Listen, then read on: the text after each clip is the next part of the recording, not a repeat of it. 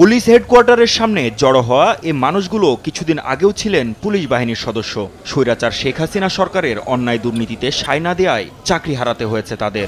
গত সরকারের কিছু আজ্ঞাবহ অফিসার, তৎকালীন সরকারের কিছু অবৈধ আদেশ প্রতিপালনের জন্য আমাদের নিম্ন পদের যে অফিসার ফোর্স ছিল তাদেরকে অবৈধ আদেশ দিলে কেউ এটা মানতে নারাজ হইলে বা কেউ এটা প্রতিবাদ করলে তাদেরকে কারণে অকারণে মিথ্যা মামলা দিয়ে, বিভাগীয় মামলা দিয়ে, অযৌক্তিকভাবে বিভিন্ন ফৌজদারি মামলা দিয়ে তাদেরকে আত্মপক্ষ সমর্থনের সুযোগ না দিয়ে চাকরি থেকে বহিষ্কার করে বাড়িতে পাঠিয়ে দিয়েছে। সেটা ডিপার্টমেন্ট, তারা বড় বড় অফিসার, তারা রাজনীতির কাণ্ডারে বসেছিল, আর আমরা ছোটখাটো কর্মচারী, আমাদের তো তাদের দাম নাই, তাদের যা বলবে হুকুমের গোলাম হয়ে থাকতে হবে। দুর্নীতির বিরুদ্ধে প্রতিবাদ করায় আমাকে চাকরিচ্যুত করে। আমার কাছে এখনো তারা যে দুর্নীতি করছে তার প্রমাণ এখনো আছে। অনেকে আদালতের দ্বারস্থ হয়ে চাকরিতে বহালের রায় পেলেও কাজে যোগ দিতে পারেননি। আদেশ নিয়েও পার করেছেন বছরের পর বছর। আমাদের নামে কোনো ফৌজদারি থানায় আমাদের নামে কোনো মামলা নেই, আমাদের বিভাগীয় মামলা দিয়ে, আমাদের নিজের ডিপার্টমেন্টের মামলা দিয়ে আমাদের বাড়ি পাঠাইছে। আমি প্রশাসনিক ট্রাইব্যুনালে মামলা করে মামলার রায়ও পেয়েছি,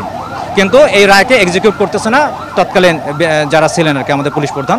আমরা প্রথম রায় পাইছি, দ্বিতীয় রায় পাইছি, এবং আমাদের পুনর্বহালের জন্য আমরা বারবার চেষ্টা করেও আমাদের পুনর্বহাল করতেছে না। পরে কথা বলতে তাদের মধ্য থেকে 5 সদস্যকে ডাকেন ঊর্ধ্বতন কর্মকর্তারা। চাওয়া হয় বঞ্চিতদের তালিকা।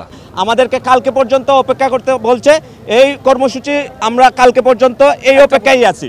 কালকে একটার সময় স্যার আমাদের সাথে দেখা করবে, দেখা করার পরে যা বলবে আমরা কালকে আপনাদেরকে জানাবো। রোববার দুপুর 1টার মধ্যে তালিকা জমা দিতে হবে বলেও জানান তারা।